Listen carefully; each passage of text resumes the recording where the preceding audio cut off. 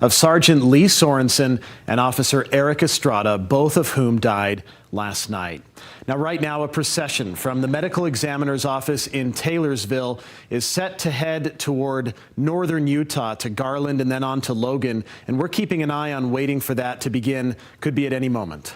Deanie Wimmer joins us live from Box Elder County now to anchor our live team coverage of these tragic events. Deanie?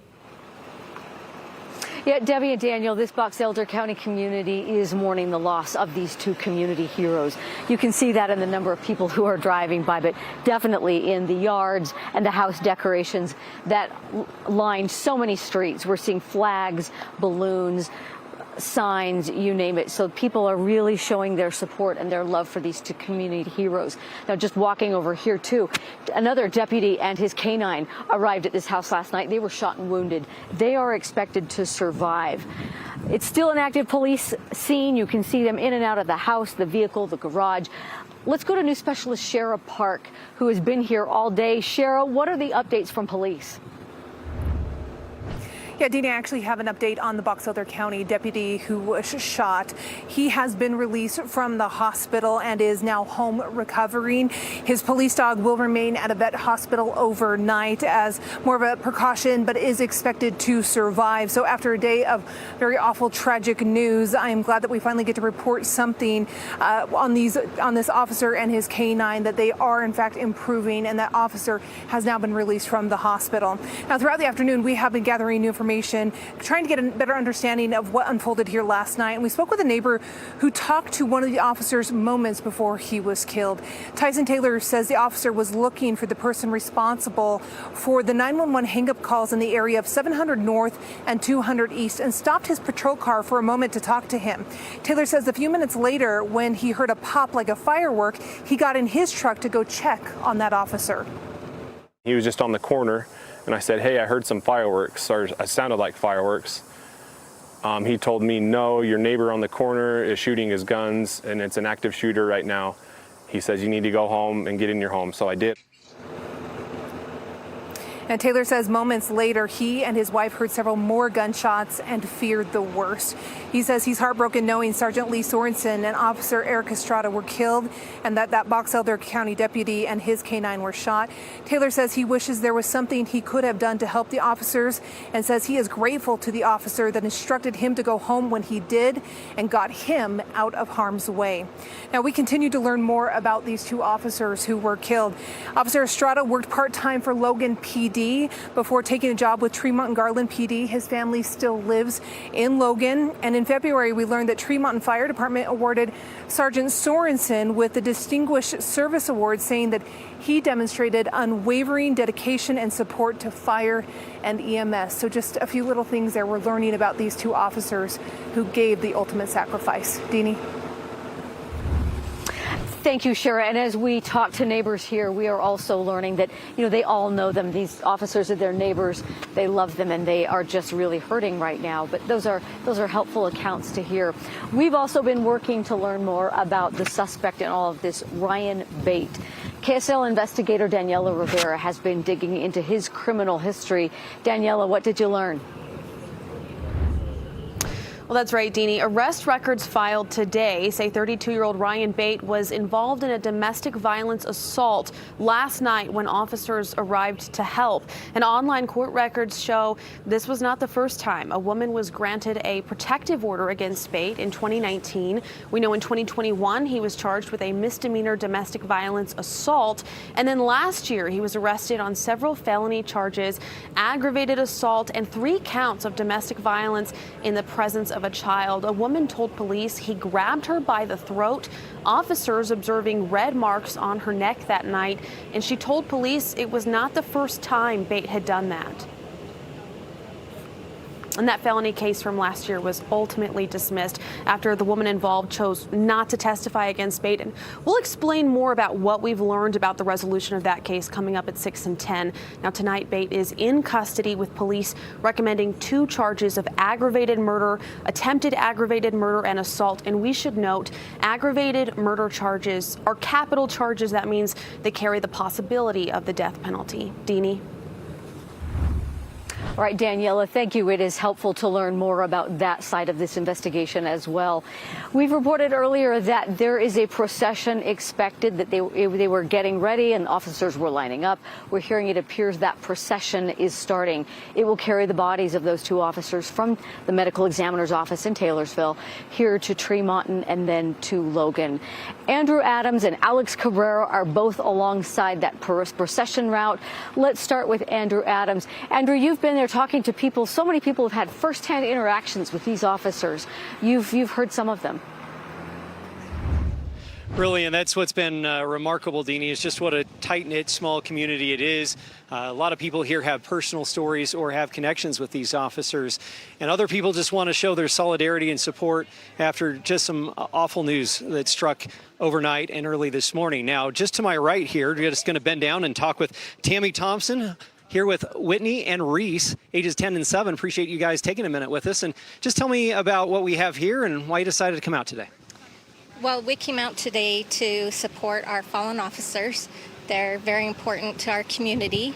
And we just, want to show our love and respect for them. And we just feel like this is a terrible tragedy that shouldn't happen in a community like Tremonton or in Box Elder County for that matter. And these are two of my granddaughters, and they wanted to show their love and respect and concern for the families, and they made these posters just to show that they have love and they are affected by what is happening today and the senseless killing of these officers. Just for your thoughts as you're sitting out here and you're seeing all these people like you lining up along this route, just what emotion goes through your mind just seeing this support out here this afternoon? Well, I have a lot of emotion about it. It's a terrible reason that we're all out here. We're supposed to take care of each other, not kill each other. And so it's heartbreaking why we're here, but it's also very touching that there are so many members of the community and the county that are so affected and that have enough love and respect for these officers and their families and the community as a whole, that they would be willing to come out here and honor them in the way that we can right now. There's not a lot of things that you can do at a time like this other than this at this moment. Tammy Thompson, I appreciate you taking some time with us. Thanks so much. So this crowd continues to grow by the minute here, and again, it's going to take a little while for this procession to get here. Have to cover a little bit more than 80 miles to get to the first funeral home here for Sergeant Lee Sorensen, and then the procession will continue on up to Riverside and then over into Cache County and over to Logan for Officer Eric Estrada. But it sounds like that's just getting started, and of course everybody here wanting to show their appreciation and their respect and their solidarity with the officers and their families.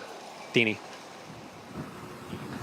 Yeah, Andrew, that grandmother that you spoke with really summed it up, that we should be here to love each other. And that's really an interesting part of this, is this community had planned to line the streets already. They'd planned to come together, only it was for an entirely different reason, and one that they wish they could have just stuck to that reason. I'm going to toss it now to Alex Cabrera, because Alex said this was a big day for the community that happened even before the events of last night.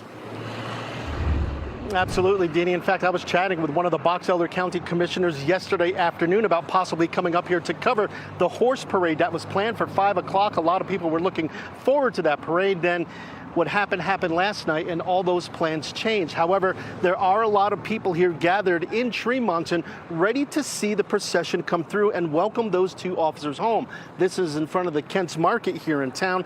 They started asking for volunteers and people to come out at about 4 o'clock, and certainly a lot of people answered that call because there are hundreds, if not thousands, of people lining the streets here. But as you mentioned, Deanie, it was supposed to be a busy week here in Tremonton anyway. Today was supposed to be the horse parade through town to kick off the the Box Elder County Fair. And it's a big deal because it is the 100th anniversary of the fair. So people were going to be lining the streets anyway. However, now that horse parade has been canceled out of respect for the officers and what happened. And those on the fair board are asking the people who are planning on being here for the parade to still show up, but to do so to show respect for the fallen Tremonton police officers. We spoke with a woman who has been trying to organize people to line the streets. She had them again meet here at Kent's in Tremonton about an hour ago. She says it's just the right thing to do. That's what little towns are for. We just back each other up. The officers are like really the heart of our city. So we support them, we love them. And so when we heard about this, it was heartbreaking.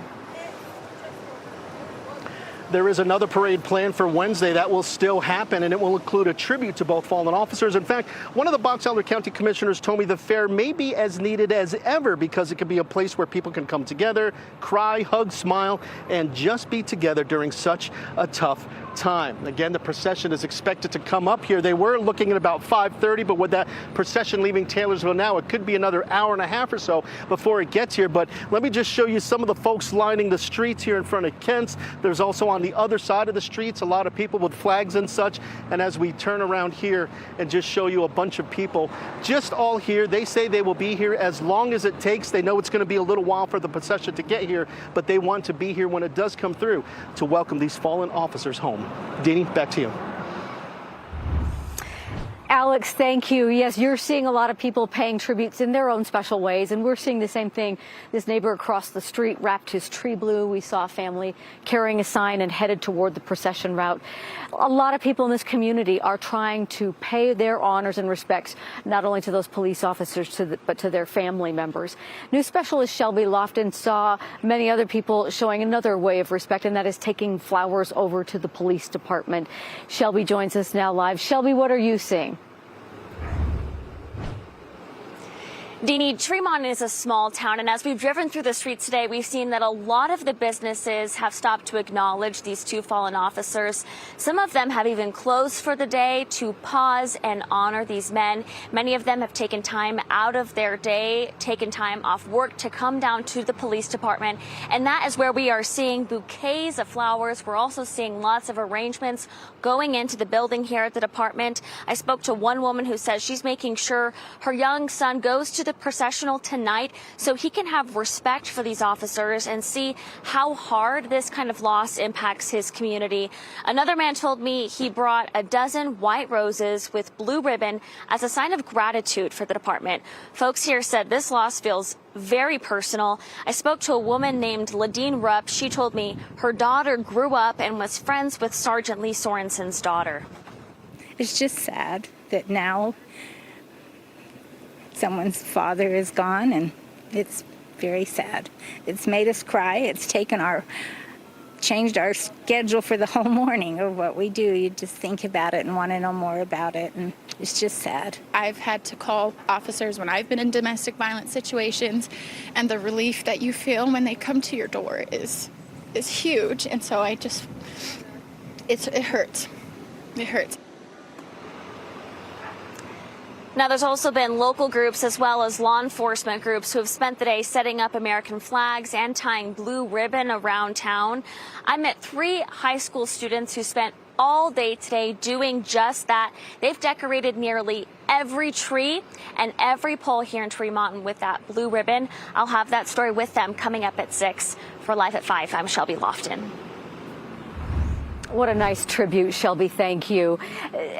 Senseless acts of violence like this affect not only these communities, but our whole state. And Governor Cox has ordered all flags on state buildings to be flown at half-staff, and he's invited all Utahns to join in that effort if you have a flag, to show your respect that way or in other ways. Several people have issued statements. I want to read one of them from the Utah Chiefs of Police Association. They released this statement that says, law enforcement officers take an oath to protect their communities and promise to respond anywhere, anytime, putting their lives on the line every day without a second thought. Please keep these brave officers and your families in your prayers today. We will never forget their sacrifice. So just as the latest update, we are seeing the procession begin. We are seeing the family members of Sergeant Lee Sorensen and Officer Eric Estrada coming out. We are seeing the lights on the cruisers start to go. They will begin then taking the bodies from Taylorsville, the medical examiner's office, up here to their hometowns. We will follow that every step of the way, and we'll keep you posted. Back to you guys in the studio.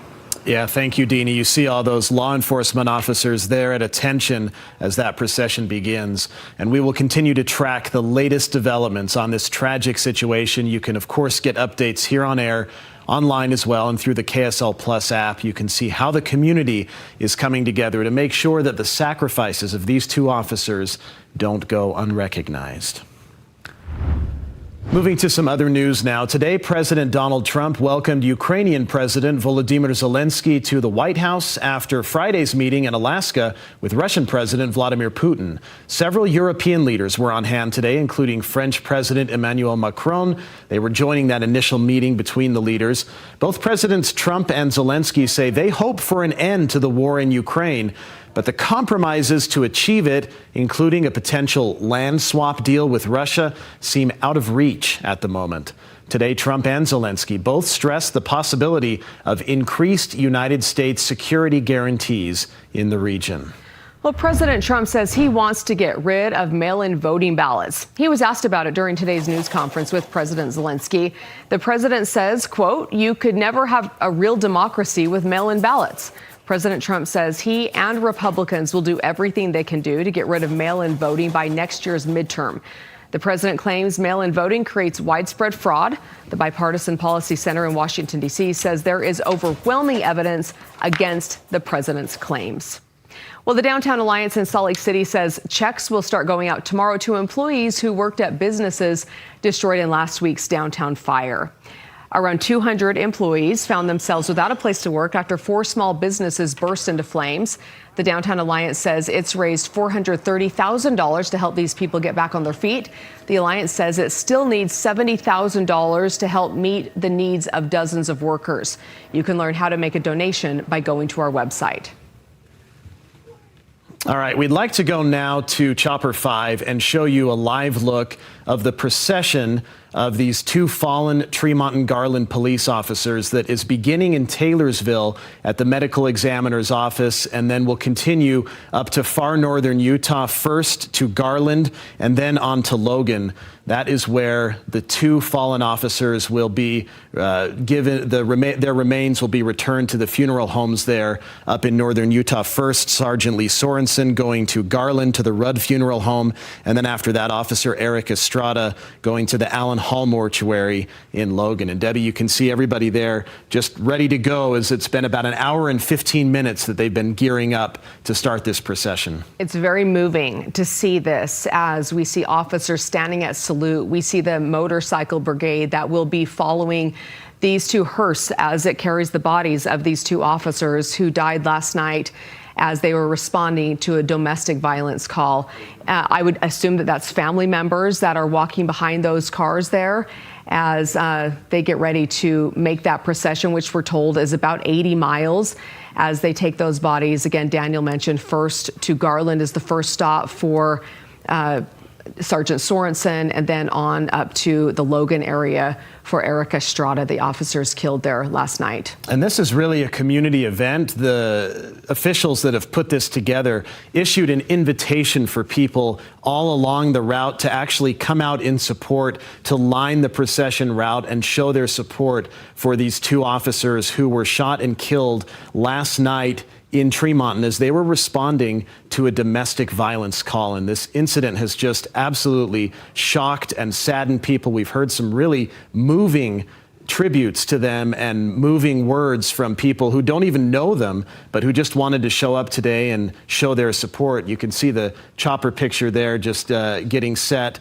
and in Taylorsville is where the procession is beginning, and then it will go north on I-15 up to Garland and then over to Logan. So quite a bit of distance to cover, and they were urging, of course, drivers to plan around that. There will be delays for people trying to get on the road, but the priority here is allowing this procession to move forward smoothly from Taylorsville up to Box Elder County and then on to Cache County. Yeah, of course, we have team coverage. We have all angles of this, including Chopper 5, which has been above the scene here. And we will continue to cover this throughout our 6 and 10 o'clock newscast tonight.